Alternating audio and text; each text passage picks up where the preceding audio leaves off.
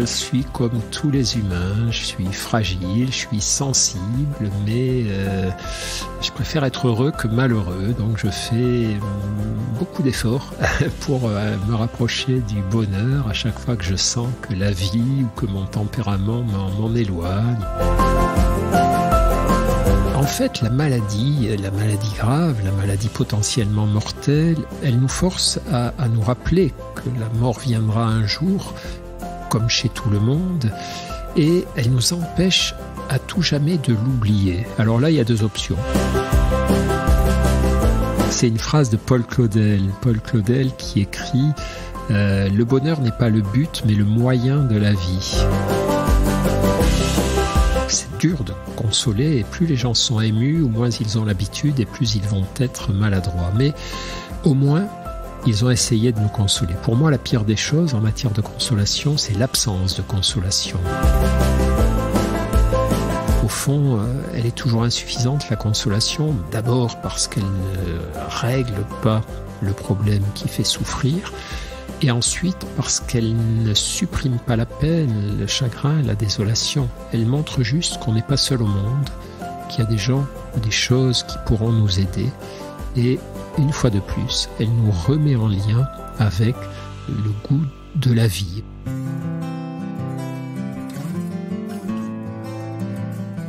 Nous naissons princesses et nous devenons guerrières. Fermez les yeux. Ça vous parle ?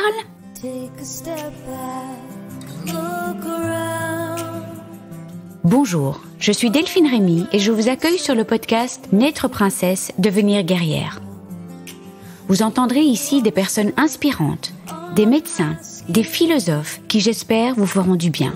Vous entendrez aussi des femmes, comme vous, comme moi, des super princesses et hyper guerrières. Elles gèrent et elles galèrent, comme vous, comme moi.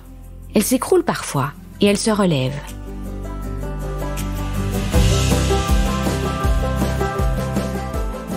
Une femme écrivait « La voix de Christophe est comme un câlin. Je confirme, elle apaise et ses propos consolent. Quelle chance j'ai eu de pouvoir interviewer Christophe André et quel bonheur de pouvoir publier cet épisode le jour de la sortie de son livre « Consolation illustrée ». Illustré de 80 tableaux, une pure merveille à découvrir. Ce podcast est à écouter et à partager sans modération. Puisse-t-il vous consoler, vous donner quelques clés pour apporter de la douceur dans votre vie, un peu plus de bonheur, des consolations, des autoconsolations dans les moments de désolation. On a tous connu, on connaît et on connaîtra toujours des moments de désolation et de souffrance tant qu'on est en vie. Les consolations et les autoconsolations sont donc indispensables tous les jours. Un jour nous consolons, le lendemain nous sommes consolés. Comment consoler ? L'art de la consolation, le kairos en grec, les bonnes paroles au bon moment. Pourquoi est-elle parfois si difficile à donner ou à recevoir ? Christophe André nous explique tout cela en s'appuyant sur son vécu et celui de ses patients. L'importance des petits et grands bonheurs pour traverser les orages, l'importance aussi de ne pas se laisser glisser et sombrer dans la morosité, l'amertume, la désolation, mais d'avoir cette espèce d'esprit du débutant et essayer des petites choses pour rebondir, sortir la tête de l'eau. Il a cette idée de mouvement, d'action, de décision, d'effort en quelque sorte, mais un effort fécond, un effort agréable. La maladie, le deuil, le handicap sont de grands pourvoyeurs de souffrance et de désolation. La consolation ne neutralise pas la peine, elle ne la nie pas non plus.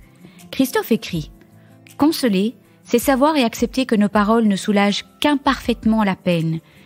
Mais c'est aussi souhaiter que cette peine ne soit pas vécue dans la solitude. La consolation est un acte de présence aimante, même si elle est parfois impuissante. » Alors je continuerai cette intro à l'infini tant j'ai adoré ce podcast. Christophe nous parlera aussi de son cancer, du choc de l'annonce, de la peur des journées de contrôle, de la méditation qui l'aide au quotidien. Je vous invite à vous laisser bercer par sa voix consolatrice et avant de démarrer, je vous lis la 4e de couverture de son livre Consolation. Voilà 6 ans, je suis tombée malade, gravement. Comme toutes les personnes menacées par la mort, j'ai trouvé que la vie était belle. Et j'ai découvert que j'avais un besoin immense de consolation. J'ai songé à ceux de mes patients qui revenaient me voir, même quand je ne pouvais les guérir. Et j'ai compris que je leur apportais peut-être alors une douceur, une fraternité qui les aidait, une consolation. Bien plus qu'un réconfort passager, la consolation est un moyen de vivre avec les orages. Comme un fil rouge, elle court tout au long de notre vie et nous remet en lien avec le monde. Je vous souhaite une bonne écoute. Bonjour Christophe. Bonjour Delphine. Merci de m'offrir 1 heure de votre précieux temps, ici, dans ce petit studio tout douillet, aux éditions de l'Iconoclaste. J'ai eu un accueil mais extrêmement chaleureux depuis le début. Et j'ai la certitude que ce podcast, notre échange, va apporter un surcroît de vie et d'âme à toutes les personnes qui nous écoutent. Alors, c'est beaucoup de personnes qui sont touchées par la maladie. Pas que le cancer, des maladies chroniques, tout type de pathologie. J'ai envie de dire un petit quelque chose pour commencer. En fait, on devait enregistrer la semaine dernière et puis j'ai eu le Covid. Et j'étais un petit peu désespérée parce que je me suis dit, oulala, avec la sortie de son nouveau livre, quand est-ce que cette interview va être reportée? Et puis, c'est le début de l'automne. Et puis, je me fais opérer dans quelques jours. Enfin, j'étais dans une espèce de... désolation, c'est peut-être un peu un grand mot, mais pas une bonne semaine. Et je me suis dit, mais comment est-ce que je m'auto-console? Et c'est donc le thème d'aujourd'hui. On va parler de consolation et d'autoconsolation. Et on en reparlera un petit peu plus tard où je me suis dit, bon, je dois faire ça. On peut vite glisser dans cette désolation. On va parler justement de ça, de toutes ces voies de la consolation et de l'autoconsolation. Mais avant, donc le podcast va se diviser plus ou moins en 2 parties. On va parler de consolation dans la deuxième partie de votre livre Consolation. Mais je pense que vous allez déjà en parler dans la première partie par la force des choses. Et on va commencer par une petite présentation. Qu'est-ce que vous auriez envie de dire sur vous? Parce que c'est vrai qu'on se présente toujours avec son métier. Mais qu'est-ce que vous auriez envie de dire sur vous? Et de vous. Qu'il ne soit pas juste, je suis médecin psychiatre. Exactement. Beaucoup de choses me définissent comme tous les humains. Quand même, mon métier est important, c'est pas un métier anodin. Après, la paternité aussi, je suis papa de 3 filles qui sont maintenant des jeunes femmes et c'est une expérience qui, je crois, comme pour tous les parents, m'aura beaucoup changé. Je suis marié, je vis en couple, ça aussi, autre expérience qui m'aura beaucoup transformé, en bien évidemment. Et puis, je suis comme tous les humains, je suis fragile, je suis sensible, mais je préfère être heureux que malheureux, donc je fais beaucoup d'efforts pour me rapprocher du bonheur à chaque fois que je sens que la vie ou que mon tempérament m'en éloigne. Et puis, après, vous savez, la présentation d'un être humain, ça va à l'infini. Après, je peux vous dire, j'adore le rugby, je joue de l'accordéon, j'aime marcher dans la nature, j'ai toujours tendance à être gourmand, à manger trop de sucre, et je sais que c'est pas bon, donc voilà, mais on va arrêter là. Mais c'est déjà très bien, parce que c'est vrai qu'on se présente toujours avec son métier. Mais vous savez, moi je crois que la vertu des confidences que l'on peut faire sur soi, c'est parce que c'est tout ce qui est intime est universel en réalité. Dès qu'on se met à parler sincèrement de soi, d'une manière ou d'une autre, ça va faire écho chez les personnes qui écoutent et elles vont se dire « Ah oui, ça, moi, c'est aussi, je me sens moins seul. Finalement, cette personne également a ce genre de ressenti, a fait ce genre d'effort, etc. » Je crois qu'il y a des discours sur soi qui sont agaçants, trop narcissiques. Les gens cherchent à prendre la pause, à se mettre en avant. Et puis, les discours sur soi qu'on a de façon intime, spontanée, comme ça, sincère, peuvent aider les autres. Là, vous savez, je reviens d'une semaine de randonnée avec une vingtaine d'amis. Tous les ans, on fait une semaine de marche itinérante. On va là, en sac à dos. Tous les soirs, on dort dans un endroit différent. Et quand on marche, on parle beaucoup. On se tait beaucoup. On admire beaucoup. On marche dans des beaux endroits, évidemment. Là, on était dans les Pyrénées. Et puis, on se parle. Et on se raconte nos vies. On se dit des choses. Et ça fait 6 ans qu'on marche ensemble. Et tous les ans, j'apprends des choses nouvelles sur les gens qui se confient à moi. Et tous les ans, ces choses me touchent et me font réfléchir sur eux, sur moi. Enfin voilà, donc pour clore ce chapitre des révélations sur chaque humain, chaque vie humaine est passionnante en réalité. Merci pour cette présentation. Alors, vous avez été touché par la maladie en 2015. Alors, j'imagine que en tant que psychiatre, vous avez dû accompagner beaucoup de personnes touchées par la maladie, aussi beaucoup d'accompagnants. Et je trouve que c'est toujours extrêmement riche, les témoignages des médecins qui sont passés de l'autre côté de la barrière, en fait. Je trouve que c'est souvent eux qui font bouger pas mal de choses, parce qu'il y a 2 casquettes. Il y a le médecin, il y a le patient. Alors j'ai envie de vous demander comment a retenti l'annonce et comment a évolué votre vécu par rapport à la maladie. L'annonce, je crois que c'est une expérience partagée par beaucoup de personnes. En tout cas, c'est l'annonce des maladies graves et potentiellement mortelles. Quand on annonce à quelqu'un qu'il a un cancer, quand c'est la certitude, il y a toute la période de doute qui précède, où on a la trouille, on y pense évidemment, mais là, quand on est sûr et certain qu'on a une maladie sérieuse et que il va falloir se bagarrer avec les soignants pour en sortir, c'est un choc évidemment. Et donc, pour moi, comme pour toutes les autres personnes, j'ai un souvenir d'une précision absolue de ce moment. Je revois le bureau. La date et l'heure. Ah ouais. Alors la date et l'heure, pas forcément. Sinon que c'était, je me souviens plus de la date précisément, mais je sais que c'était une fin de matinée à l'hôpital de la Pitié-Salpêtrière, dans le service de pneumologie. Je revois très bien le bureau. Je revois la tête du pneumologue et puis je le revois en train de, tout à coup, se figer sur son écran alors qu'il était en train de regarder le scanner. Et puis, je comprends là qu'il a repéré la tumeur, que cette tumeur a une tête de tumeur cancéreuse. Et puis, il m'explique, etc. Donc, tout ça est gravé dans ma mémoire. Et ce qui est encore plus gravé dans ma mémoire, c'est le choc, l'impression d'avoir la tête à l'envers, que tout bascule, et je sors dans la cour de ce vieil hôpital. La Pitié-Salpêtrière à Paris, c'est un vieil hôpital du 19e, donc avec des vieux murs, des vieux bâtiments, qui a beaucoup de charme. Si on n'était pas malade, ça serait un endroit qui aurait du charme. Et donc, je m'assieds dans une petite cour, sur un banc, là, c'est tout seul ? Ah ouais, tout seul. Oui, j'étais allé seul. Oui, je voulais être seul à ce moment-là. Et après, mon épouse, bien sûr, m'a accompagné à certains moments, mais il y a beaucoup de moments que j'ai voulu traverser seul. Et donc, je m'assieds sur un petit banc en pierre. Et là, ouch, je suis très secoué. Avant même d'appeler qui que ce soit, avant même de reprendre des activités, je me dis, ok, c'est le moment de méditer, mon gars.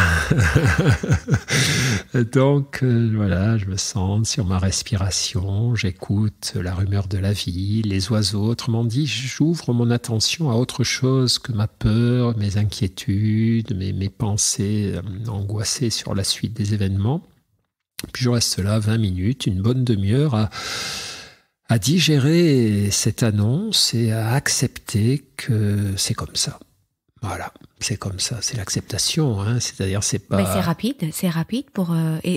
cette méditation vous a vraiment... 20 minutes de méditation, ça vous a apaisé. Ouais. Ouais, mais l'histoire se passe en 2015, ça fait presque 20 ans quand même que je médite, donc je sais faire. Oui. Je pense que mais sincèrement, si j'avais pas eu la méditation à ce moment-là, ça aurait été le chaos dans ma tête et dans mes émotions beaucoup plus longtemps. Mais là, ça marche, quoi. Je comprends que c'est un truc grave qui m'arrive et je m'appuie sur cette approche, cet outil formidable qu'est la pleine conscience, et ça fonctionne. Alors attention, quand je dis ça fonctionne, je suis pas léger, heureux et confiant, mais je me dis, voilà, tu vas maintenant, la réalité, c'est ça, c'est que tu as un cancer qu'il va falloir te traiter, que c'est pas une forme simple et que pas de place pour te laisser aller, pas de place pour le désespoir, ou alors une toute petite place de temps en temps, mais tu le laisses pas s'asseoir, quoi. Il reste debout, il se met sur un strapontin, puis après tu le reconduis à la porte. Et là, ça fonctionne, et donc je redémarre, je repars sur mon scooter, puis j'en parle à mes proches, je m'organise, je rais tout un tas de choses sur mon agenda, parce que là, maintenant, l'urgence, c'est pas de travailler, mais c'est de me soigner, etc., etc. Et alors, évidemment, en ce moment, inoubliable, quoi. Mais donc vous êtes assez rapidement dans l'action, en fait. Vous mettez des choses en place, vous en parlez. Oui, enfin, bon, là, après, j'ai dû revenir régulièrement, pendant toute la période, quand même, d'attente, voilà, des examens, etc. Il y a quand même eu des retours de désespoir, des retours d'angoisse, des retours de tristesse normaux. Hein, comment faire autrement? Mais j'ai l'impression que ce moment a été fondateur quand même. Ce moment où j'ai pris le temps de digérer le choc avec cette méditation, ça m'a montré la direction. Voilà, ça m'a montré la direction et le boulot que j'avais à faire de mon côté. Les soignants avaient le leur à faire et je comptais bien sur eux. Mais moi aussi, j'avais ma part. Acteur de votre parcours de soins. Ouais, et donc possible. Une espèce de consolation d'être dans l'instant présent, d'accueillir d'accueillir les émotions. C'est ça, là j'étais dans l'essence même, dans la définition même de la consolation, hein, tout ce qui nous fait du bien sans pouvoir modifier à cet instant, en tout cas le réel, quoi. Et voilà, cette méditation n'a pas fait reculer mon cancer, ne l'a pas supprimé, mais m'a permis d'accepter sa présence malgré moi et de comprendre qu'il valait mieux l'affronter en étant dans le meilleur état psychologique possible. Alors, toute la période qui a précédé, évidemment, j'ai fait ce que je crois la plupart d'entre nous faisons, c'est-à-dire entre le moment où les pneumos ont commencé à repérer une tache suspecte sur le poumon, à me dire on n'aime pas trop ça, on va faire les examens. Et puis les examens, et puis... C'est long, parfois, cette période. C'est long, et puis surtout là, j'étais à fond dans l'espérance que la force de mon mental allait effacer la tumeur. C'est con à dire, mais non, je méditais comme un fou en me disant, voilà, inspire la vie, parle gentiment à ton corps, demande-lui de bouffer cette tumeur, de la manger, de la phagocyter. Enfin bon, j'ai essayé, mais malheureusement... J'ai même tellement essayé que alors que les pneumos me disaient non, l'image au scanner, là vraiment, c'est caractéristique, quoi. Et je leur ai dit, mais vous êtes sûr à fond? Et je les ai tellement persécutés qu'ils ont accepté de ponctionner la tumeur, alors qu'eux étaient prêts à opérer directement. Parce que je me disais, mais non, la puissance de ton mental... Voilà, cette naïveté, cette énergie de la naïveté, je la regrette pas non plus parce que je crois que c'est normal. Mais c'est délicieux de mettre des mots comme ça là-dessus parce que je pense on est tous passés par là où on a la certitude qu'on va être la seule personne qui va pas perdre ses cheveux et donc on y croit et on se dit oui mais peut-être.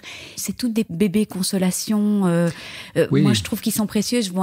Souvent je disais à ma famille, non mais peut-être que ça va pas se passer. Et ils disaient, mais enfin Delphine, je dis, mais foutez-moi la paix, ce sont des bébés consolations, laissez-les moi, elles m'appartiennent et même si c'est un petit moment, ça fait du bien.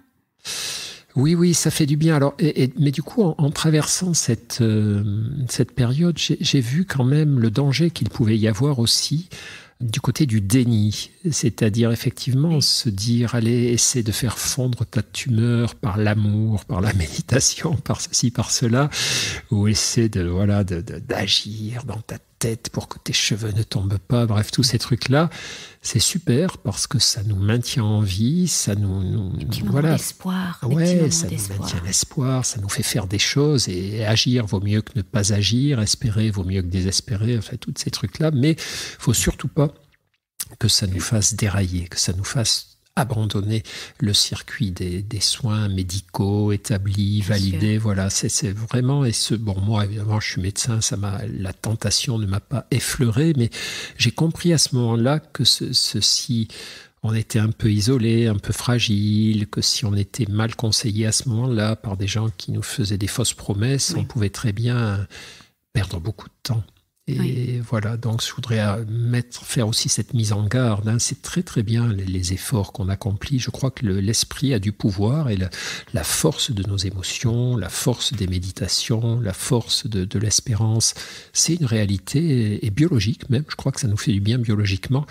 C'est pas assez puissant pour faire fondre une tumeur cancéreuse ou en tout cas, ça l'est si rarement que vaut mieux quand même avoir ceinture et bretelles, vaut mieux aussi passer par la case du traitement médical, même avec ses désagréments et ses pesanteurs.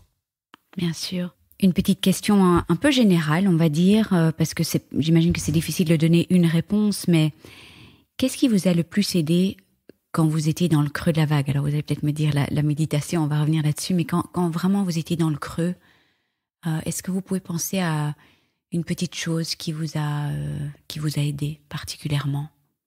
De manière générale, ce qui m'aidait, c'est toutes les fois où j'arrivais à porter mon attention sur autre chose que sur moi. Regarder des enfants passer dans la rue en riant alors qu'ils allaient de l'école au gymnase, voir des chiens courir, aller marcher dans les bois, regarder le ciel, écouter de la musique, lire des belles choses, rire avec mes filles, avec ma femme, avec mes amis, c'est-à-dire toutes les fois où je me remettais en lien avec le monde extérieur. Alors après, est-ce qu'il y a une situation ou une famille de situations? Je crois que finalement le maximum de bienfaits, en tout cas de consolation, et la plus grande régularité dans la consolation, les consolations les plus fidèles au fond, pour dire les choses comme ça, c'était aller marcher dans les bois. Voilà, j'habite près d'un bois, là, près de Paris, qui s'appelle le bois de Vincennes, c'est à l'est de Paris. Je suis pas loin, donc j'allais marcher tous les jours. Seul? Ouais, seul. Et oui, moi je suis un solitaire, je suis solitaire sociable, j'aime beaucoup les gens, mais j'ai besoin d'être seul très souvent, et notamment pour affronter mes peurs, mes angoisses, mes déprimes, etc.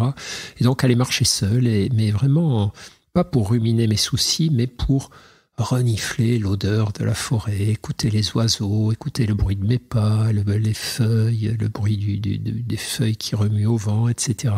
Je crois que finalement, ça aurait été cet instant, mais il y en a eu beaucoup d'autres, évidemment. Donc c'est vraiment cette remise en lien avec le monde qui vous entoure. J'ai quand même envie de dire un petit mot sur la méditation, parce qu'on parle souvent de méditation, fermer les yeux, méditation pleine conscience, mais alors moi je vais vous faire un aveu, je crois que j'ai médité peut-être 10 fois dans ma vie, mais en fait je crois que j'ai médité beaucoup plus, mais autrement, quand je dessine. J'ai un couple de colverts chez moi, quand ils font une petite sieste au bord de la petite mare et que ma respiration se calque sur la leur. J'adore prendre des photos professionnelles de fleurs. Pour moi, c'est de la méditation aussi, en fait, parce que je suis complètement focalisée sur quelque chose. Je suis dans une bulle, le temps s'arrête. C'est aussi de la méditation, parce qu'il y a des personnes qui disent « mais moi, je sais pas méditer. » Mais en fait, peut-être que vous méditez vous êtes dans un état... C'est aussi de la méditation. On peut dire que c'est ça aussi? Oui. Regardez la mer, regardez les vagues. On est dans un état de calme profond. Oui, la méditation, c'est un terme très vaste qui recouvre des tas de réalités, de moments, d'activités différentes. Dans la méditation, on a coutume de dire qu'il y a plusieurs formes d'exercices. Il y a les exercices qu'on appelle formels, donc je me mets sur mon banc de méditation, je me concentre sur mon souffle, sur mon corps, je commence à observer les pensées, je me rends présent au monde. Donc, voilà, tout un tas de techniques qu'on apprend. Ça, ce sont les états de méditation délibérés, codifiés, approfondis, et extrêmement bénéfiques. C'est avec ce type de protocole qu'on améliore les états anxieux, dépressifs, etc. Mais il y a aussi ce que vous décrivez, c'est-à-dire tous les moments de pleine conscience de nos activités, c'est-à-dire être pleinement conscient qu'on est en train de respirer, de regarder le ciel, de peindre, d'écouter de la musique, c'est-à-dire faire une seule chose, mais la faire à fond, de tout son cœur. Ça nous met un peu dans le même état méditatif. Ah oui, en fait. C'est ça. Donc, c'est d'un très point proche. de vue, bien sûr, oui. Okay. Ça nous rapproche de cet état d'apaisement, de lien au monde que peuvent nous proposer les exercices méditatifs prolongés, approfondis. Alors, il nous apporte d'autres choses. Ce qu'apporte la méditation, j'allais dire codifiée, c'est aussi qu'elle est une école de la connaissance de soi. On observe comment nos pensées circulent, quel impact elles ont sur notre corps, comment elles manipulent notre vision du monde. Ça, je ne l'aurais pas lors des simples moments de pleine conscience, à regarder la mer, à regarder un feu de cheminée, à regarder des animaux, à cuisiner, à peindre, à marcher. Mais tout de même, ça m'apportera quand même beaucoup de choses du côté justement de l'apaisement, de la réconciliation avec la vie. Donc, il y a mille et une façons de méditer. Nous, évidemment, on considère que plus je multiplie les portes d'entrée, mieux c'est, mais il ne faut pas s'inquiéter. Il y a des gens qui ont du mal à méditer, mais ils peuvent remplacer la méditation par justement la présence à ce qu'ils font, être présent à ce que je fais, ne faire qu'une chose à la fois, mais la faire de tout mon cœur, pleinement, et ça fait un bien immense. Et ça nous distrait aussi, mais une bonne distraction dans le bon sens du terme, de nos soucis, d'être pleinement présent. Ça me fait plaisir de l'entendre aussi, parce que c'est vrai que on se dit, moi je sais pas méditer, mais en fait j'arrive à atteindre un état méditatif en faisant plein d'autres choses. Le jardinage, les gens qui adorent jardiner racontent que lorsqu'ils jardinent, ils sont absorbés, pacifiés. Ça leur fait beaucoup de bien aussi, à leur manière. Donc, il y a certainement une certaine cohérence cardiaque. Voilà, ça fait du bien au corps et à l'esprit, donc faut y aller à fond. Alors, j'ai une dernière petite question avant de passer aux consolations, au pluriel. Je fais un gros travail sur ce que les Américains ont appelé le scan anxiety. Ils ont été très malins parce qu'ils ont rassemblé le mot scanner, et anxiety. Donc, ils ont fait un petit mot qui s'appelle le scan anxiety. Moi, j'ai pas trouvé d'autres termes en français, donc que la peur terrassante des journées de contrôle. Et d'ailleurs, je suis très touchée parce que dans votre livre, il y a un tout petit passage sur les journées de contrôle. Donc, je fais un gros travail là-dessus parce que il y a très peu qui a été fait, en fait, en français. Il y a beaucoup de podcasts aux États-Unis, beaucoup. Et ceux qui ont fait bouger les choses, ce sont des médecins qui sont passés de l'autre côté de la barrière. Donc, scénologues, radiologues, qui voyaient bien qu'il y avait un problème, que ces gens étaient terrifiés, tétanisés de leur journée de contrôle, et qui ont eux-mêmes attrapé un cancer. Ils se sont dit, OK, c'est vraiment réel. Et j'ai une petite pensée pour les personnes qui sont métastatiques, donc qui ont ces journées de contrôle tous les 3-4 mois. C'est vraiment un moment, c'est vie-mort. Vous connaissez. Comment est-ce que on peut consoler une personne qui va passer une journée de contrôle, et comment est-ce que vous avez vécu ces journées de contrôle ? Exactement comme vous venez de le décrire, c'est-à-dire dans ces histoires de cancer ou de maladies qui nous menacent en tant qu'êtres vivants, il y a tout un tas de grandes secousses, Il y a la peur du diagnostic, l'annonce du diagnostic, le traitement, et puis le suivi, la surveillance. Et c'est vrai que ces journées de contrôle, mais ça peut être même des simples examens biologiques. Moi, j'ai des problèmes de santé aussi au point de vue hémato, et chaque fois que je vais aux prises de sang en hématologie, et que je me dis, punaise. Et plus rien n'est anodin. C'est-à-dire, si je peux parler de mon cas, en tout cas, il y aura eu 2 périodes dans ma vie. Il y aura eu une première période avant que les ennuis de santé n'arrivent, où au fond, quand j'allais faire des examens de santé, j'étais en sécurité. J'avais dans ma tête un petit compteur à probabilité qui me disait, on va vérifier que ça soit rien. Et j'y croyais. On va vérifier que ça soit rien. On va vérifier qu'il n'y a rien de méchant, et c'est ce à quoi je m'attendais, et c'est ce que les examens me rapportaient. Et puis, cette deuxième partie de ma vie, ça marche plus, ça. Et donc, mon cerveau s'est pourvu qu'il n'y ait rien, pourvu que ça ne se soit pas aggravé. Et ça, il n'y a rien à faire, quoi. C'est plus la même chose. Hein. Ouais. Puis j'ai beau être psychiatre, savoir méditer, savoir me raisonner et tout. L'anxiété, elle est là parce que on a cette trouille nous accompagne, et donc je déteste effectivement aller me faire des prises de sang en hémato. Je déteste repasser mes scanners de contrôle chez les pneumos. Pas jusqu'au point de les fuir, mais là aussi, je touche du doigt ce qui arrive à certaines personnes qui finalement, c'est tellement angoissant, elles se disent « à quoi bon qu'elles sèchent, elles n'y vont pas, elles disparaissent ». Ouais, il y en a, elles disparaissent dans la nature, et je la vois, cette tentation, et je la vois déjà avec la tentation de repousser la date, quand les pneumos me disent « on va mettre le rendez-vous dans 6 mois ou dans 1 an ». Et ils me disent, tiens, le logiciel, le rendez-vous est bloqué, vous rappellerez la secrétaire. Je ne rappelle pas la secrétaire le lendemain, j'attends 1, 2, 3 semaines. Et puis quand elle me dit à quelle date vous devez prendre le rendez-vous, je ne mets pas pile dans 6 mois, je mets dans 7 mois, je mets dans 8 mois. Donc... évidemment qu'on a tous très peur de ce que peuvent apporter les examens, mais c'est normal, quoi. Il y a vraiment en fait, la maladie grave, la maladie potentiellement mortelle, elle nous force à nous rappeler que la mort viendra un jour, comme chez tout le monde, et elle nous empêche à tout jamais de l'oublier. Alors là, il y a deux options. Mais on vit dans la tristesse, la dépression, la crainte, et c'est pas drôle. Soit on se dit, voilà, tu sais pas quand est-ce que ça va arriver, ces histoires-là. Tu sais pas si tu vas mourir de vieillesse, si tu vas mourir d'une rechute de ta maladie, si tu vas mourir d'un accident, si tu vas mourir d'une autre maladie. Et tu regardes dans cette direction, puis il y en a une autre qui arrive par derrière. Tout ça, tu ne le sais pas. La seule chose que tu sais, c'est que tu vas mourir et que les autres peuvent ne pas y penser, mais toi, parce que tu as eu ce problème, tu ne peux qu'y penser. Et donc, il faut que ça te donne la force d'aimer la vie. Et alors, il y a une formule que je répète très souvent, je radote un peu sans doute, mais tant qu'il y aura des gens qui ne l'auront pas entendue, je la répéterai.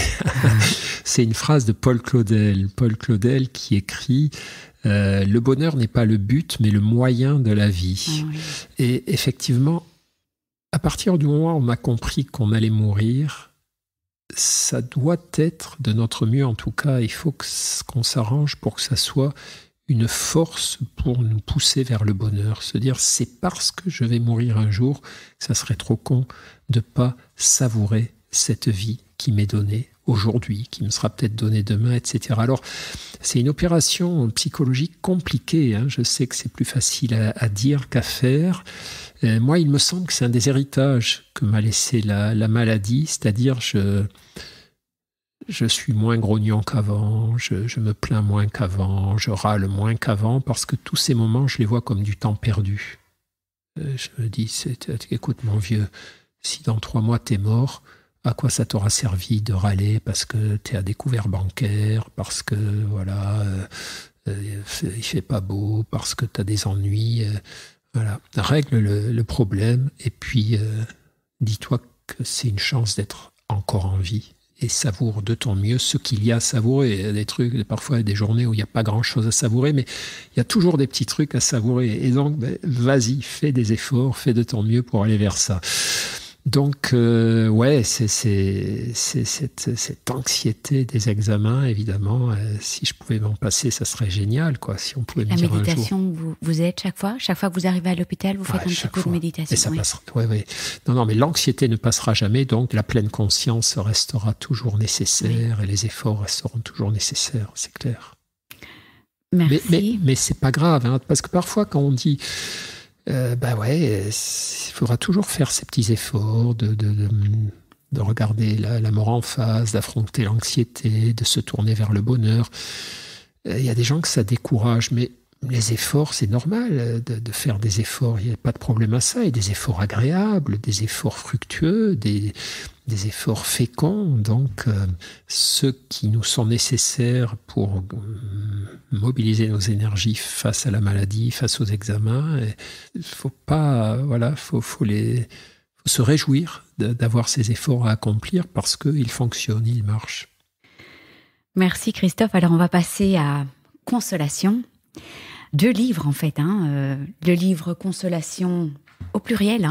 En fait, je le lisais en même temps que l'autre livre Consolation au singulier de Anne-Dauphine Julien. Alors Consolation au pluriel, plein de consolation tous les jours.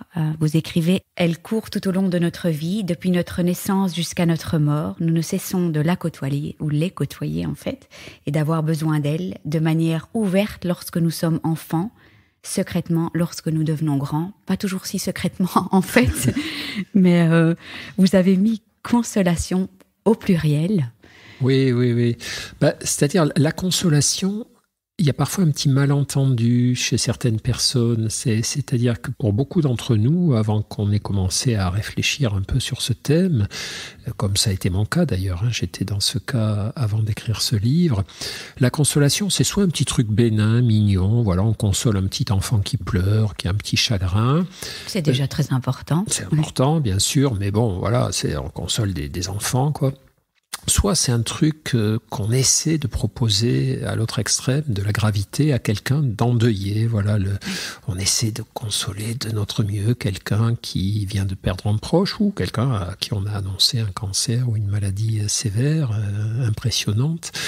Et au fond, c'est comme si entre ces deux extrêmes, la consolation n'existait pas. Or, en réalité, la vie humaine est faite d'une succession de difficultés, de chagrins, d'adversités, de moments où on est dans la désolation, dans la perte d'espérance, dans la perte d'élan vital, la perte d'énergie, tous ces moments où on se dit « j'en ai marre de me bagarrer contre les ennuis, contre les pépins, contre les difficultés ». Voilà, toutes ces tentations de la désolation appellent des consolations. Et tout au long d'une vie humaine, on a besoin d'être consolé au sens où je le décris dans le livre, c'est-à-dire il n'y a pas toujours des solutions à tout ce qui nous frappe, mais c'est important qu'il y ait toujours des consolations, des gens qui nous rappellent qu'ils nous aiment, qu'ils feront de notre mieux pour nous aider, des belles choses à voir, des beaux moments à vivre. Tout ça ne règle pas les problèmes, mais fait du bien à nos blessures et nous donne envie de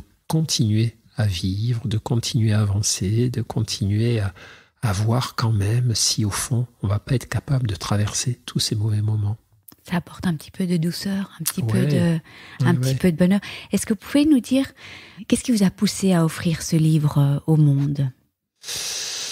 Le point de départ, c'est mon expérience personnelle. Quand j'ai compris en étant malade que j'avais non seulement besoin des soins, mais aussi des consolations, que la consolation, c'était la bienveillance d'un soignant, un geste, un sourire, une main posée sur mon épaule alors que j'avais la trouille de passer un examen ou d'arriver au bloc, etc. Donc c'est de comprendre, ou la consolation de mes proches évidemment, ou de la vie en général, c'est de comprendre que cette dimension de la consolation, de toutes ces petites choses qui nous remettent en lien avec l'envie de vivre, était centrale. Et je me suis dit, mais au fond, cette expérience que tu as vécue, peut-être elle pourra servir à d'autres personnes, au fond. C'est le principe de tous mes livres, d'ailleurs. J'écris un livre quand j'ai le sentiment qu'il va pouvoir apporter une aide à distance, qu'en racontant des expériences d'autres personnes, ou parfois la mienne, mais pas forcément toujours la mienne quand même,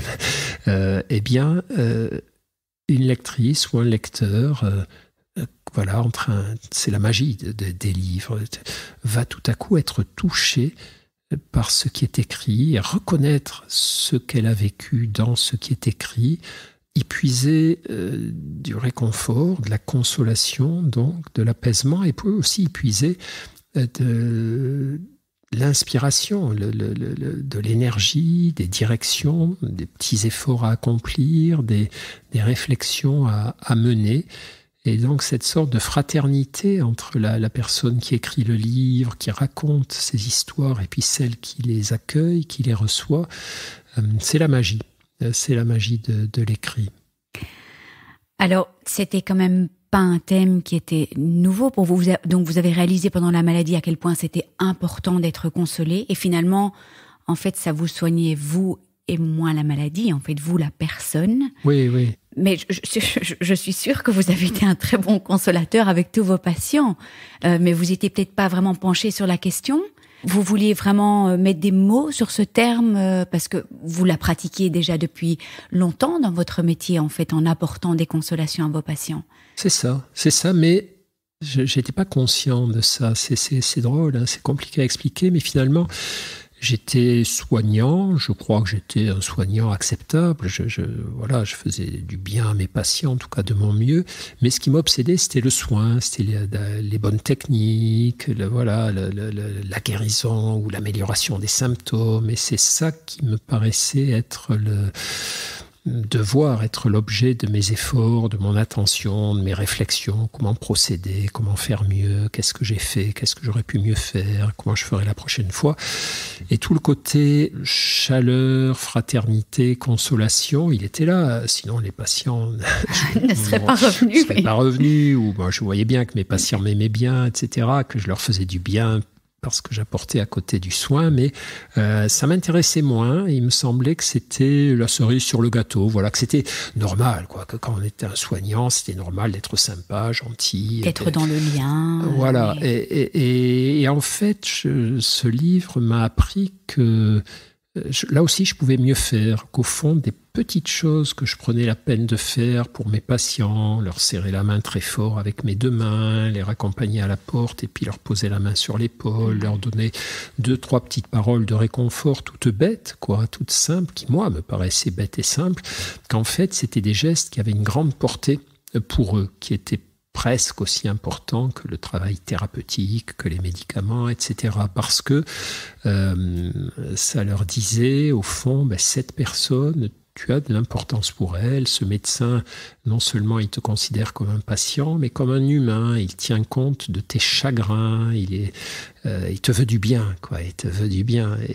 Et voilà. Et du coup, oui, je devais consoler, sans doute, même si, par ailleurs, dans ma vie privée, j'étais plutôt, et je dois rester encore un consolateur médiocre, un mauvais élève, parce que je suis trop stressé par le chagrin de mes proches et j'ai trop envie de me jeter sur des solutions au lieu de commencer par la consolation. Alors que, avec mes patients, quand j'arrivais le matin à l'hôpital, il y avait une sorte de switch dans mes logiciels mentaux et j'endossais le costume du médecin, donc peut-être un peu plus dégagé. Avec un peu plus de distance, avec un peu plus de calme par rapport à ce qui arrivait à mes patients.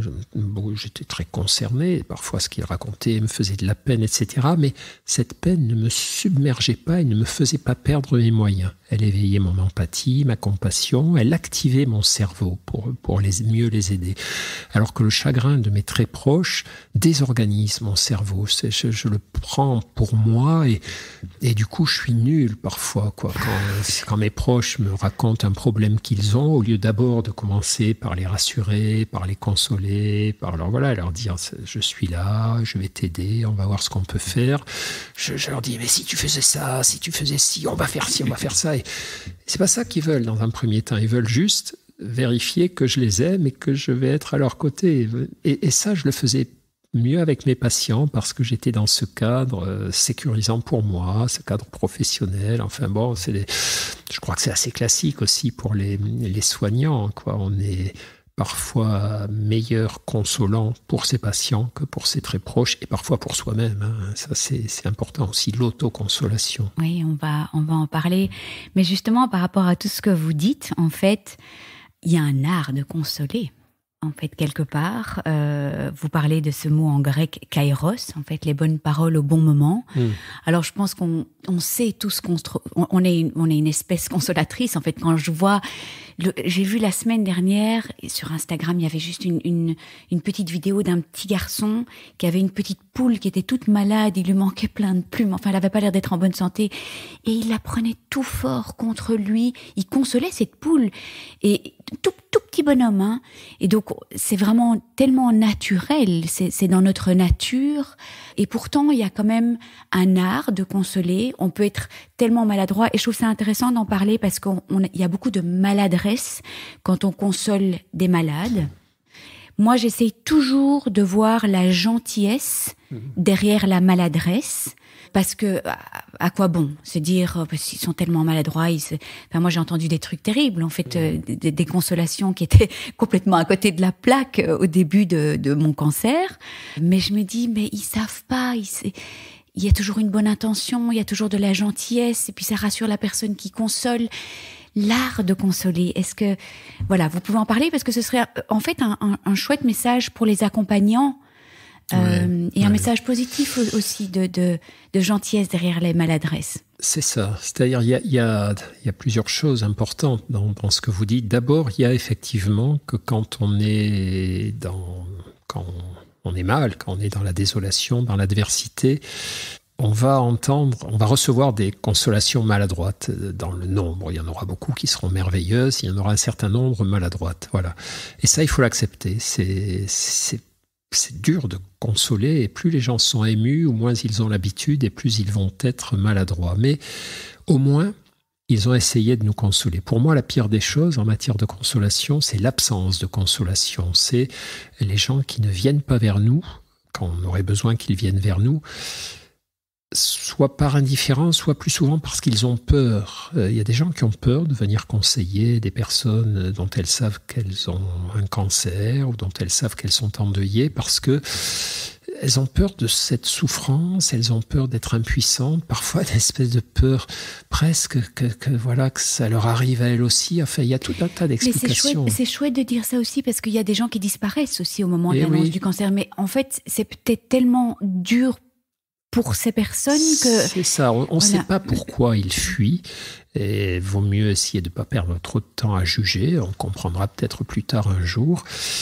Et je crois que la fuite, c'est ce qu'il y a de pire. Et c'est pour ça que moi, je préfère ne pas trop insister sur la gravité des maladresses. Je trouve qu'une maladresse, quand on est consolé, quelqu'un nous console maladroitement, c'est moins pire que la fuite. Au moins, ça nous réveille un peu, ça peut nous mettre en colère, si mais il faut être con pour dire des choses comme ça, ou ça peut nous donner envie de pleurer parce que ça sert à rien, mais au moins ça met de la vie, ça met du mouvement, voilà. Après, faut quand même comprendre qu'il y a des façons de consoler qui sont plus recommandées que d'autres. Par exemple, effectivement, là, on sait très bien, et là vraiment tout concorde pour nous ouvrir les yeux sur ça, que la consolation, au début en tout cas, n'a pas besoin de beaucoup de mots, de beaucoup d'explications. Aller consoler quelqu'un, c'est pas lui expliquer comment faire, qu'est-ce que c'est que la vie, comment on se remet d'un deuil, et que voilà, c'est pas consoler, c'est pas conseiller, c'est pas coacher. Consoler, c'est s'approcher, montrer qu'on est là, dire des choses très simples.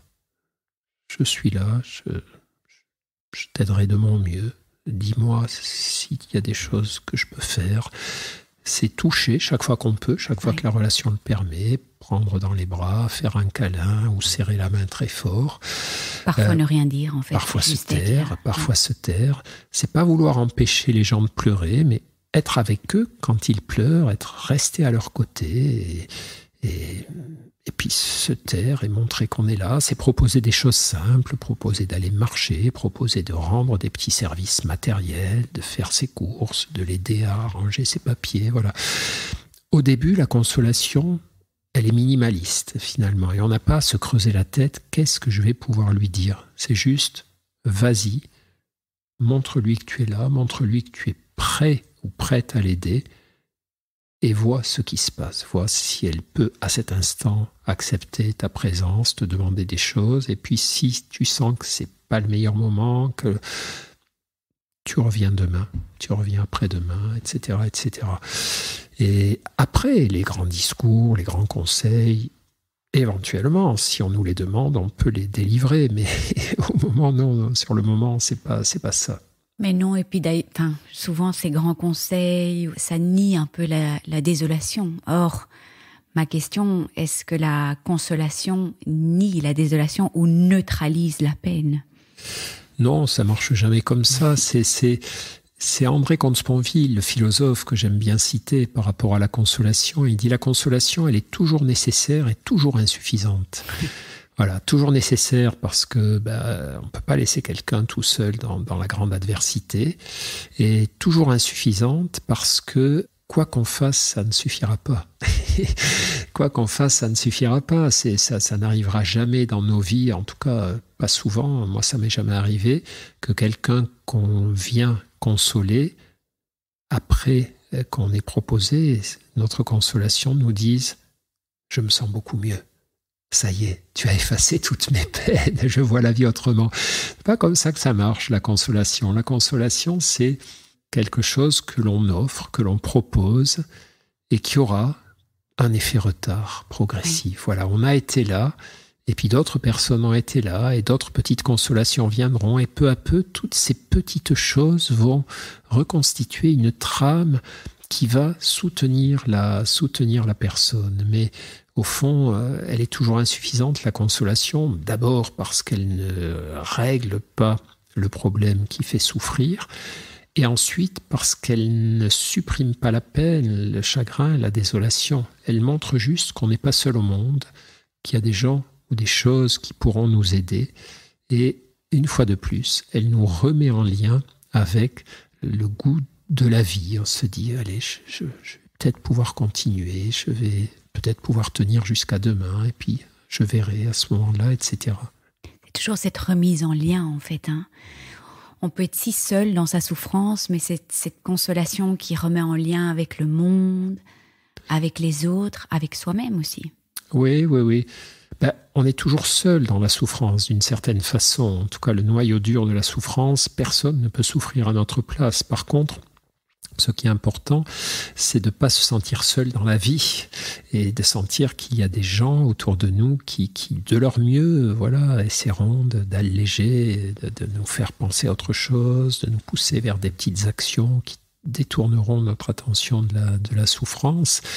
Et c'est quelque chose d'à la fois dérisoire, d'à la fois très fragile, très, très insuffisant, mais aussi d'indispensable, bien sûr. Et j'ai oublié ce que vous me disiez, je voulais répondre à un truc. Que ça nous remettait en lien avec nous-mêmes. Oui, voilà, c'est ça, exactement. Et oui, parce que il y a ce côté fou aussi parfois de la maladie, et notamment du cancer, qui fait que on s'en veut parfois, on s'engueule, on se dit t'as pas mené la vie que tu aurais dû mener, t'as trop fumé, t'as pas assez fait de méditation, t'as pas mangé ce qu'il fallait, t'as pas pris soin de toi. On a tous ressenti une certaine culpabilité. Et on se dit tu t'es mis dans ce pétrin, t'es vraiment con ou conne. Enfin, parfois c'est absurde, hein, la colère qu'on peut avoir contre soi, ou la culpabilité, enfin tous ces trucs-là. Et pourquoi pas ? C'est peut-être vrai, mais en tout cas, ça doit appeler de notre part de l'auto-bienveillance, de l'auto-compassion. On doit se dire, écoute, tu as peut-être fait des bêtises, de toute façon, tout le monde fait des bêtises dans sa vie. Quel rôle elles ont joué dans ta maladie ? Pour de vrai, t'en sais rien. Tu te dis ça, ou tu as lu ça, mais en vrai, t'en sais rien, et surtout, en vrai, c'est plus le moment. Maintenant, le moment, c'est sois sympa avec toi. Sois gentil avec toi, fais-toi du bien. Tout le bien que tu te feras, c'est du bien qui ne sera pas perdu. D'une part, c'est plus agréable de se faire du bien que de se faire du mal. Et d'autre part, peut-être que ça sera une aide à la bagarre que tu as à conduire contre ta maladie. Donc, laisse tomber les rancunes, la culpabilité, etc. Alors, hyper facile à dire, hyper évident à dire, mais évidemment, chez certaines et certains d'entre nous, c'est un sacré gros chantier, parce que si j'ai passé ma vie à me mettre la pression, à être dur avec moi, etc., le jour où la maladie arrive, ça va être... je vais continuer. C'est peut-être juste le moment, d'ailleurs, de changer de direction. Et c'est souvent, d'ailleurs... Alors, c'est la maladie, franchement, si on pouvait s'en passer, la maladie grave, ça serait top, quoi. Moi, je pense que vraiment, c'est pas un cadeau de tomber malade, d'avoir un cancer, etc. Mais puisque c'est là, la seule chose bénéfique qu'elle peut nous apporter, c'est maléfique, la maladie, c'est pas bien une fois de plus, mais s'il y a un truc favorable, c'est nous ouvrir les yeux, quoi, nous coller une énorme claque et nous dire, maintenant tu vas arrêter tes conneries et tu vas regarder vraiment ce dont tu as besoin. C'est on maintenant. remet un peu d'ordre, en fait, dans nos vies. La phrase de Nietzsche, ce qui ne me tue pas me rend plus fort, non, peut-être me rend plus heureux. Me fait apprécier la vie un peu plus, parce que plus fort, plus cabossé, certainement, mais plus heureux. Alors moi, cette phrase... on a du mal avec... moi, je la déteste, mais pour une raison simple, c'est parce qu'en général, elle nous est administrée de l'extérieur. Oui, c'est ça, comme une injonction. En fait, Et si elle peut marcher, cette phrase, ce qui ne nous tue pas nous rend plus forts, c'est seulement si elle vient de nous. Et aussi, si elle n'est pas dite comme ça, moi je m'en fous d'être fort, quoi. Ce que je veux, c'est être heureux. Ça ne m'intéresse pas d'être fort. Je m'en tamponne totalement de la force et je m'en méfie même. Par contre, si j'ai la chance d'être toujours là alors que j'aurais pu mourir, Je crois que c'est important, que ça m'aide à comprendre que voilà, ma vie va prendre fin, c'est ce qu'on évoquait un peu tout à l'heure, et donc que ce qui ne m'a pas tué me rende plus intelligent, me rende plus lucide sur la chance que représente le fait d'être en vie, même si je ne sais pas combien de temps ce cadeau va durer, combien de temps encore il me reste à vivre, faire que chaque jour j'arrive à trouver des petits trucs qui me permettent de me dire le soir, c'était une journée qui m'a quand même nourri, que je préfère avoir vécu que ne pas avoir vécu. J'aimerais vous poser une petite question par rapport à cette autoconsolation dont on a parlé. J'ai adoré dans votre livre un petit passage où vous aviez un gros coup de mou. Et vous aviez on sentait que ça n'allait pas du tout. Vous aviez des soucis et vous avez mis un petit morceau de jazz. Et ça a changé votre état d'esprit. Alors, j'ai envie de vous poser une question par rapport à cet effort, on en a parlé au début. Est-ce qu'il y a toujours, et par rapport à ce que je vous ai dit au tout début la semaine dernière, où ça allait pas fort, j'ai pris mon vélo et il pleuvait des cordes toute la semaine. J'ai pris mon vélo, j'étais sous la pluie et je me suis dit, je dois couper court parce qu'on peut tellement vite glisser dans cette désolation. Est-ce qu'il y a toujours un mouvement, une action, un petit effort quand même à faire pour sortir de cette désolation? Parce que c'est facile, on glisse plus facilement qu'on en sort. Donc, est-ce que vous pouvez nous dire dans votre vie, parler de ce mouvement et de cet effort? Alors, il y a parfois une connotation négative à l'effort, mais vous parlez d'une connotation positive à l'effort. Oui, le passage dont vous parlez, je m'en souviens très bien. Délicieux, vous pouvez le raconter de nouveau. J'allais mal et j'étais à un carrefour. Là, tout à coup, parfois c'est pas si clair que ça dans nos têtes, mais là tout à coup dans ma tête ça a été clair. J'étais à un carrefour. Je pouvais me laisser glisser à la morosité, rester grognon, malheureux, triste, ressasser toute la journée. Puis je pouvais essayer un truc, Et moi, j'ai toujours détesté danser. Puis il y a quelques années, j'ai découvert que c'était drôle de danser, que ça mettait le corps en joie, que c'était amusant. Donc je danse mal, mais ça, je me permets de danser, alors qu'avant, j'adorais pas ça. Et là, ce jour-là, je me suis dit, écoute, tu as lu des dizaines d'études sur les bienfaits psychologiques de la danse. Donc, mets la radio, mets un morceau sympa, et puis danse. Et c'était un peu étrange, la scène. J'étais tout seul dans mon bureau, puis je dansais, je me déhanchais. Mais en étant un peu malheureux quand même. Avec mon malheur. C'était vraiment une décision de changer cet état d'esprit. Oui. Alors la décision, c'est d'une part, ce qui nous dissuade souvent de faire ça, c'est d'une part, on se dit, à quoi ça va servir ? Et effectivement, les soucis étaient toujours là, les ennuis étaient toujours là, la tristesse au début était toujours là, mais je me suis dit, essaie, de toute façon. Si tu ne fais rien, ça va rester comme ça également. Et là, tu peux tester, de voir si ça a un petit effet sur ta tristesse, etc. Donc d'abord, j'ai essayé, et très souvent dans nos vies, on n'essaie pas. Quand les gens nous donnent des conseils, essayer de marcher, d'aller voir un film, viens avec moi faire ceci, cela. Par avance, on dit non, ça servira à rien, non, j'ai pas envie, etc. Donc, d'une part, j'ai essayé, et d'autre part, je l'ai fait sans attente. Et vous, quand vous avez pris votre vélo, vous êtes allé pédaler sous la pluie. Si vous aviez eu l'attente de vous dire, voyons, si chaque coup de pédale te rend plus heureuse, etc., je pense que ça aurait été moins intéressant que le fait de se dire, bouge-toi au lieu de te morfondre. Fais des trucs qui tournent ton esprit, ton regard, ton corps vers autre chose que le chagrin au lieu de t'enfermer à double tour dans ton chagrin. Et fais-le pour voir. Et du coup, je n'avais pas d'attente que grâce à quelques secondes ou quelques minutes de danse, mon chagrin disparaisse, mais je me suis dit, si tu fais rien, il va rester.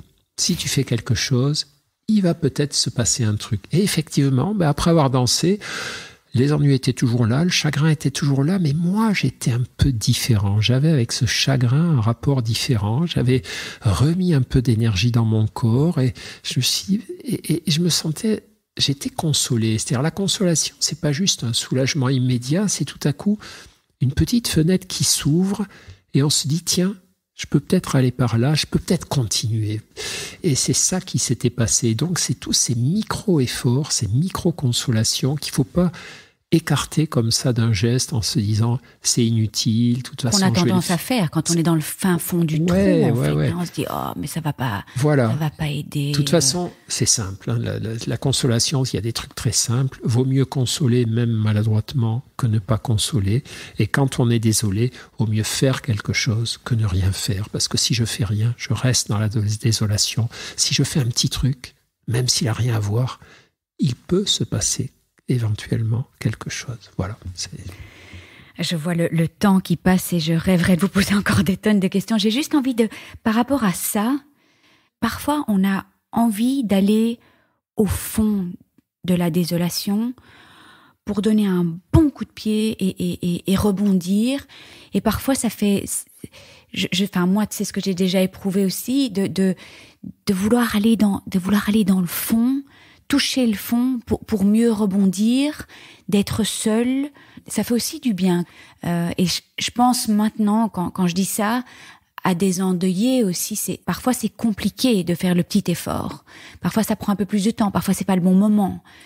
Oui. Ça, c'est toutes les données dont on dispose aujourd'hui sur la psychologie des émotions. Effectivement, à certains moments, il ne faut pas avoir peur d'aller jusqu'au bout de sa tristesse, d'aller jusqu'au bout de sa peine. C'est d'ailleurs ce que font beaucoup de personnes. On s'est aperçu, on a des données qui montrent que quand les gens ont du chagrin, ils écoutent assez volontiers de la musique triste. La musique vers laquelle ils vont spontanément, c'est pas la musique gaie qui leur redonnerait la pêche. Enfin, ça peut être ça. Il y a des gens qui, quand ils sont tristes, se mettent des musiques joyeuses et ça leur fait du bien. Mais les 2/3 des personnes, apparemment, commencent par des musiques tristes, mais des musiques tristes qui ont du sens pour elles, qui leur parlent, qui leur racontent une histoire, qui leur rappellent une période de vie, enfin, qui les remettent en lien avec un artiste qu'elles aiment beaucoup. Et cette traversée de la tristesse, cette acceptation de se laisser couler dans la tristesse, un peu de façon délibérée, hein, voilà, j'ai envie de le faire et je sens que c'est ça dont j'ai besoin en ce moment. On s'aperçoit qu'assez souvent, elle est salvatrice et comme vous le disiez, c'est une sorte de, on a permis à tout son chagrin de s'évacuer et du coup on est un petit peu allégé ensuite. Alors attention, parce qu'évidemment faut pas que ça soit quelque chose, un état permanent, systématique, hein. Il s'agit pas de nourrir une tristesse chronique, mais il s'agit de comprendre que parfois la tristesse, elle a du bon, elle nous remet en lien avec nous-mêmes, avec ce que nous sommes, avec nos fragilités, elle nous permet de nous laisser aller. C'est comme les larmes, on se laisse aller à pleurer et l'ami qui vient nous consoler ne nous empêche pas de pleurer, il est avec nous, il nous met la main sur l'épaule, il nous permet de pleurer tant qu'il y aura des larmes qui auront besoin de sortir, et puis quand les larmes s'arrêteront, il sera là toujours. Et voilà, peut-être qu'à ce moment-là, on sera un peu plus prêt à aller faire une balade avec lui. Donc, c'est dans les choses qui peuvent nous faire du bien, effectivement, il y a le fait de ne pas vouloir à tout prix chasser sa tristesse, sa peur, son inquiétude. Mais la règle, c'est tout de même de ne pas y barboter en permanence. Voilà, de se dire, ça fait partie de mon paysage mental. On parlait tout à l'heure de la peur de repasser les examens. Elle sera toujours là. Elle sera toujours là, à mes côtés, mais faut pas que ça soit elle qui soit au volant de ma vie. Elle est en passager arrière, voilà, elle est assise sur le siège arrière, mais c'est moi qui conduis. Et puis quand ça piaille trop derrière, je dis maintenant vous vous taisez, laissez-moi me concentrer, je trace ma route vers là où je veux aller. Alors écoutez, voilà, ça fait 1 heure j'avais encore plein de questions, mais c'est pas grave, peut-être ce sera pour un autre jour. Consolation, premier livre, Consolation illustrée, qui est un bijou. Alors moi, je l'avais reçu en PDF, donc je ne l'avais pas dans les mains. Et quand j'ai touché cette couverture solide, Consolation illustrée. Alors, est-ce que vous pouvez nous dire pourquoi vous avez décidé de continuer ce travail? Et j'ai envie de vous demander, quel est le tableau qui vous console le plus dans ce livre? Voilà, pourquoi vous avez décidé de continuer d'illustrer ce livre Consolation? L'idée de ce grand beau livre qui comporte 80 tableaux, 80 peintures, qui nous parle de consolation, qui nous parle de ce qui nous désole, de ce qui nous blesse, qui nous parle aussi de ce qui peut nous consoler, nous remettre en lien avec l'envie de vivre, etc. C'est que je crois que l'art, comme la nature d'ailleurs, a une vertu consolatrice par lui-même. C'est-à-dire que l'art nous propose de la beauté, de la sensibilité, nous stimule notre réflexion sur la condition humaine, nous remet en lien au fond avec des artistes, avec des moments de vie, brise notre solitude. Au fond, une peinture qui nous émeut, qui nous console, c'est une œuvre qui nous rappelle que d'autres humains que nous ont connu l'adversité, ont connu ont traversé ces efforts pour se consoler. Et donc, tous les tableaux que j'ai choisis, évidemment, sont des tableaux qui me touchent et qui me semblent pouvoir apporter aux lectrices et aux lecteurs quelque chose de fort qui va encore au-delà des mots. Les mots nous consolent, les mots que j'ai écrits sont des mots destinés à nous aider à réfléchir sur la consolation, mais arrêter la lecture régulièrement dans le livre, contempler le tableau, se laisser imprégner par ce qu'il nous montre, ce qu'il nous fait ressentir, ce qu'il nous dit. Je crois que c'est un enrichissement au fond de notre manière d'aborder un livre. Et le tableau qui me paraît peut-être le plus emblématique, il figure en début d'ouvrage. Ce sont deux femmes qui se consolent. Voilà, c'est un peintre allemand qui s'appelle Overbeck, je crois. C'est un tableau du début du 19e siècle. Voilà. Oui. C'est l'Italie qui console la Germanie. Et c'est très très beau, très délicat. Non, c'est au tout début. Ça doit être le deuxième tableau, je pense. Voilà, c'est là. Voilà, ce geste que montre ce geste. Mains. Au fond, ce tableau me semble être une allégorie de la consolation. C'est vraiment peu de paroles.